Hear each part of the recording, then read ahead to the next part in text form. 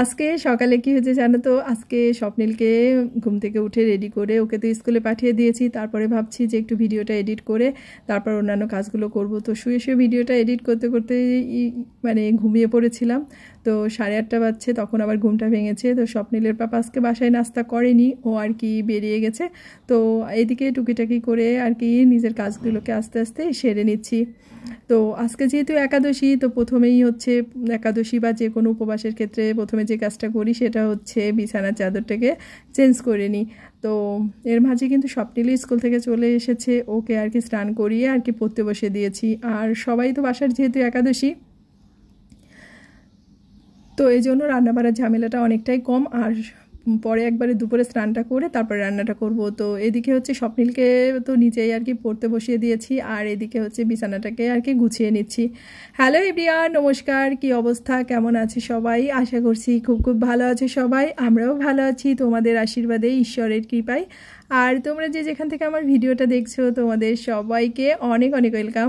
আশা করছি ভিডিওটা ভালো লাগবে তোমাদের। ছোট্ট একটা রিকোয়েস্ট, যদি ভিডিওটা ভালো লাগে অবশ্যই ভিডিওটাকে একটা লাইক, একটা কমেন্ট, আর অবশ্যই একবার চ্যানেলটাকে সাবস্ক্রাইব করে আমার পাশে থেকো।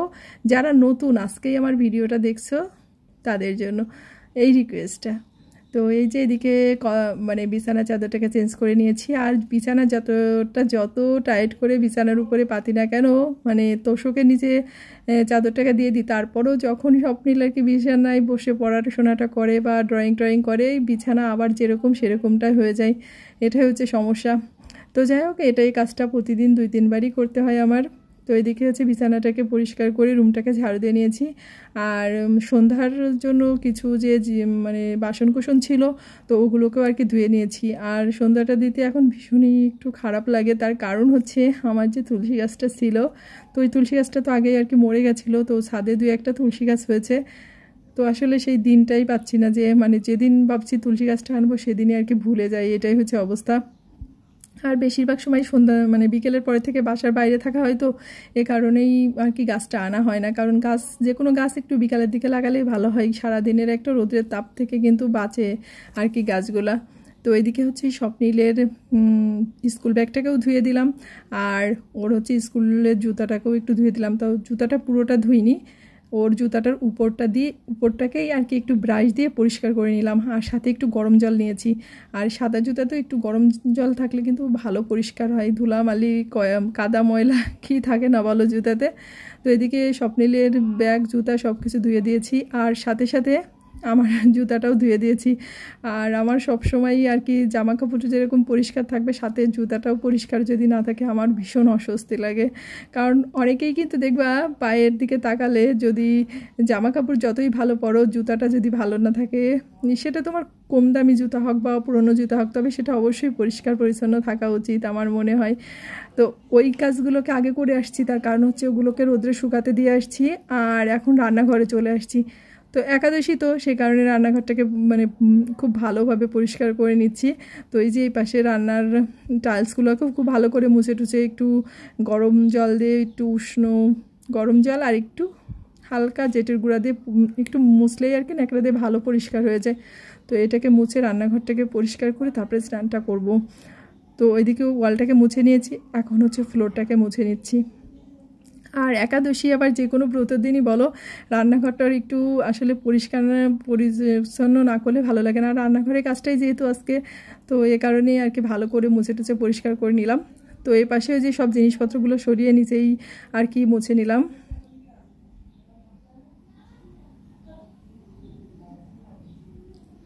তো আমার হচ্ছে আলাদা কোনো ক্যাবিনেট বা কোনো কিছু নেই রান্নাঘরটাতে। তো এই কারণে আমি নিচে এইভাবে সব কিছু আর কি গুছিয়ে রেখে দিই যতদূর আর কি সম্ভব। আর বেশিরভাগ থালা বাসন সব কিছুই আর কি উঠিয়ে রেখেছি। আসলে যখন যতটুকু দরকার ঠিক ততটুকুই আর কি বের করে রাখি। তবে ইদানিং না ভিডিওগুলো আপলোড দিতে ভীষণই মনটা খারাপ হয়ে যায়। তো ভিডিওর ভিউয়ের যে অবস্থা, তাতে আর কি অনেকটাই হতাশ হয়ে যায়। আসলে একটা জিনিস যদি কারো ভালো লাগে তখন সেই জিনিসটা কিন্তু করতে ভালো লাগে, কিন্তু যখন দেখি যে ভিউ হচ্ছে না, মানে কেউ পছন্দ হয় না, তো সেই জিনিসটা করতে ভালো লাগে না। তো ইউটিউবটা এমন একটা অবস্থায় আমার কাছে পৌঁছেছে, মানে এটা না করলেও আমার ভালো লাগে না, আবার মানে করতে উৎসাহটাও পাচ্ছি না।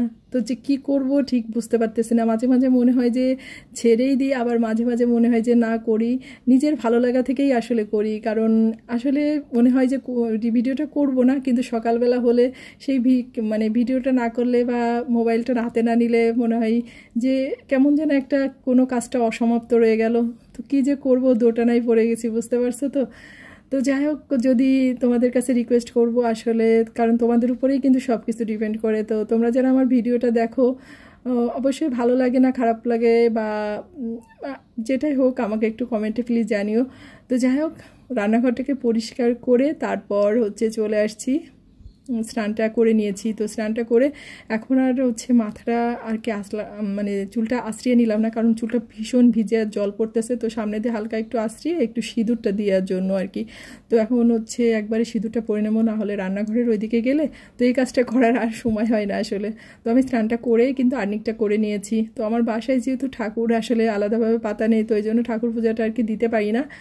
তো যাই হোক, আর্নিকটা করে ঠাকুরকে মানে যে ছবি আছে তো প্রণাম করে তারপরে যে এখন সিঁদুরটা পরবো, পরে একদম সোজা রান্নাঘরে চলে যাব। তো এর মধ্যে স্বপ্নিলের পাপা আর কি কিছু জিনিস কিনে পাঠিয়েছে আসলে একাদশীর জন্য। তো বেশিরভাগ জিনিসই আর কি বাসায় ছিল, ওই 2-1টা জিনিস আর কি যেটা না কিনলে হতো, কিন্তু একাদশীর জন্য এটা আর কি এক্সট্রা লাগে। তো এই যে একটু সাবু ভিজিয়ে নিলাম, আর কতগুলো আম কিনেছে, তো ওগুলোকে সব আর কি প্যাকেট থেকে ঢেলে নিয়েছি। আর এদিকে আর কি একটু কাঁচা কলা ভেজে নিয়েছি। আর এর আগে বাদাম ভাজা হয়েছে, একটু আলু ভাজা হয়েছে, আর একটু তরকারি রান্না করব। তো প্রতি একাদশীতেই বেশিরভাগ এই জিনিসগুলো আসলে করা হয়। আর এদিকে তরকারির জন্য প্রথমে আলুটাকে ভেজে নিচ্ছি। তো তরকারিটা হবে 3-4 রকমের আর কি সবজি দিয়ে একটা তরকারি রান্না করব। তো এই তরকারিটা খেতে একাদশীর দিন অনেক ভালো লাগে কিন্তু। আর এতে কিন্তু কোনো মশলা টশলা সেইভাবে কোনো কিছুই দিই না, শুধুমাত্র এই যে শুকনা মরিচ, জিরা আর একটু তেজপাতা ফোড়ন দিয়ে এই সবজিটাকে আর কি রান্না করে নিই। তো এদিকে সব সবজিগুলোও কেটে নিয়েছি। এখন এটাকে একটু নাড়াচাড়া করে আর কি জল দিয়ে ঢাকা দিয়ে দেবো। আর তরকারিটা হয়ে গেলে সামান্য পরিমাণ চিনি আর একটু সামান্য ভাজা জিরের গুঁড়া ছিটিয়ে আর কি তরকারিটাকে নামিয়ে নেব। তো এটাই কিন্তু অনেক ভালো লাগে খেতে।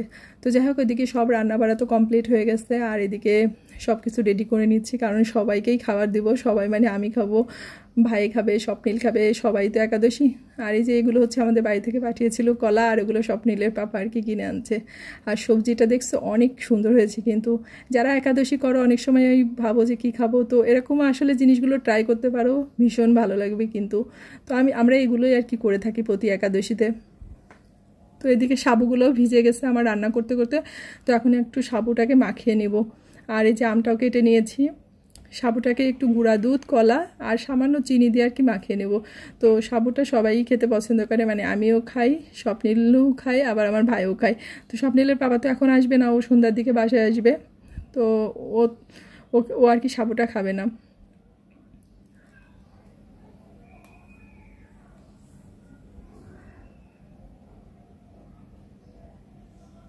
তো প্রতি 15 দিন অন্তর অন্তর এরকম আজকে উপবাসটা থাকলে না বেশ ভালো লাগে। শরীরের ভিতরে একটা হালকা মানে হয় যে শরীরটা হালকা লাগতেছে, মানে কোনো সেইভাবে ভারী জিনিসটা খাওয়া হয় না, ভীষণই ভালো লাগে। আর একাদশীটা কিন্তু স্বাস্থ্যের জন্য খুবই ভালো, মানে আমাদের প্রত্যেকেরই একাদশীটা আসলে করা উচিত। তো এখন তো প্রায় সবাই একাদশী করে ঘরে ঘরে।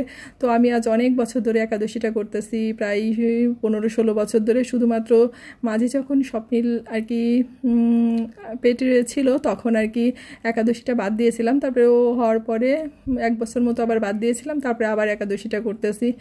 তো আর একাদশীটা না করলে কিন্তু এখনও ভালো লাগে না।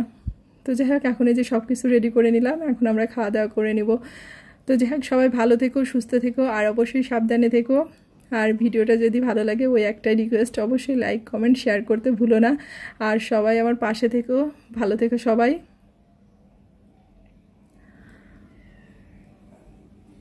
আর ভাইকে বলতেছি খেতে আসতে, কিন্তু সে খাবে না, সে আর কি ক্যামেরার সামনে আসতে চায় না। স্বপ্নিলকে আমি একটু হাতে করে খাইয়ে দিয়েছি, আর এখন আর কি খাওয়া দাওয়াটা করে নিব। তো সবাই ভালো থেকো, সুস্থ থেকো, আর অবশ্যই সাবধানে থেকো। দেখা হচ্ছে নেক্সট ভিডিওতে। ভালো থেকো সবাই।